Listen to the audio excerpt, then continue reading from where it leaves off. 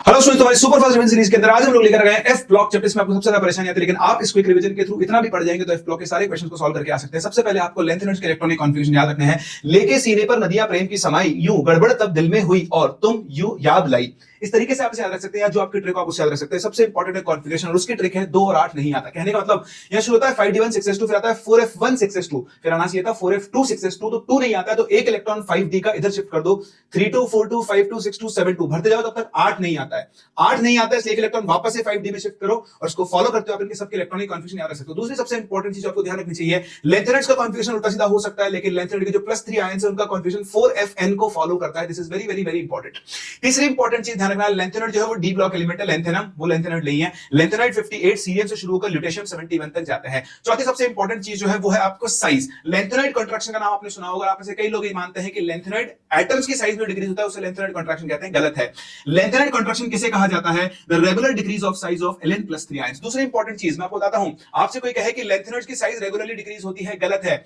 Length units की size regularly decrease नहीं होती है। देखो यहां पर बढ़ गई एकदम से, लेकिन लेंथ यूनिट के जो +3 आयंस है उनकी साइज लगातार क्या होती है? डिक्रीज होती है। तो ये 3-4 चीजें सबसे ज्यादा क्वेश्चंस कॉन्फ़िगरेशन पे पूछे जाते हैं। ये जो डब्बे बने हुए हैं, एटलीस्ट इन 3 डब्बों के कॉन्फ़िगरेशन आप जरूर जरूर जरूर याद रखें, आपके काम में आएंगे ही आएंगे। दूसरी सबसे इंपॉर्टेंट चीज है इनकी एटॉमिक साइज, तो मैं आपको बता ही चुका हूं, वो है ऑक्सीडेशन स्टेट। जी हां, ये भी वेरिएबल ऑक्सीडेशन स्टेट शो करते हैं, लेकिन लेकिन लेकिन आपको सिर्फ एक चीज याद रखनी है, लेंथ यूनिट्स की सबसे स्टेबल स्टेट होती है +3। कोई भी लेंथ यूनिट अगर किसी और स्टेट में है, चाहे वो +2 में है चाहे +4 में है, घूम फिर के वो वापस से कहां पर आएगा? +3 में आएगा। आप खुद सोचो, +2 वाला जब +3 में आएगा तो खुद ऑक्सीडाइज होगा, और जो खुद ऑक्सीडाइज होता है वो रिड्यूसिंग एजेंट की तरह काम करता है। और जब +4 वाला +2 में आएगा तो वो खुद रिड्यूस होगा, तो किसकी तरह काम करेगा? ऑक्सीडाइजिंग एजेंट की तरह। तो आपको रटना कुछ भी नहीं है, सिर्फ एक याद रखनी है, +3 is the most stable state, और कोई भी स्टेट जो होगी घूम फिर कर +3 में आएगी। इसीलिए Ce+4 ऑक्सीडाइजिंग एजेंट है, खुद रिड्यूस हो रहा है। Eu+2 खुद ऑक्सीडाइज हो रहा है, तो क्या है? रिड्यूसिंग एजेंट है। बस एक चीज आपने याद रख ली, इस तरह के सभी क्वेश्चंस को आप सॉल्व कर सकते हैं। दूसरा आता है केमिकल प्रॉपर्टीज। लेंथ यूनिट जो होते हैं वो रिएक्टिव मेटल्स होते हैं, ये एक गोला ही इनकी सारी प्रॉपर्टीज हैं।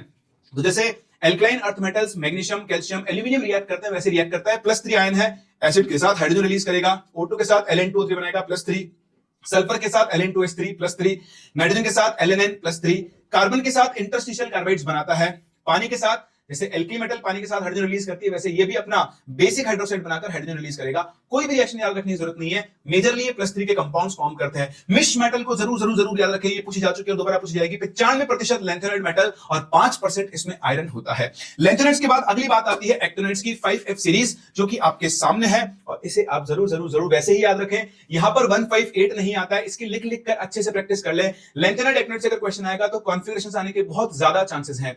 याद रखने की ट्रिक आपके पास होगी, वरना एक था पागल जो यूरेनियम, नेपच्यूनियम, प्लूटोनियम अमेरिका को बेचकर आइंस्टाइन को फ्री में नॉर्वे लेकर गया। इस तरीके से भी आप याद रख सकते हैं। अगेन जैसे लेंथेनाइट के +3 आयन होते हैं, वैसे एक्टिनाइट के +3 आयंस की साइज भी लगातार डिक्रीज होती है। बट आप ध्यान रखना, लेंथेनाइट्स में एलिमेंट टू एलिमेंट जो कॉन्ट्रैक्शन होता है, और एक्टिनाइट्स में एलिमेंट टू एलिमेंट जो कॉन्ट्रैक्शन होता है, वो एक्टिनाइट्स के केस में ज्यादा होता है। एक्टिनाइट्स का element to element contraction lanthanide से क्या होता है? ज्यादा होता है। तीसरी इंपॉर्टेंट चीज मैं आपको बता चुका हूं, एक्टिनाइट कॉन्ट्रैक्शन बोलते हैं उसे। यहां पर ऑक्सीजन स्टेट्स इंपॉर्टेंट है।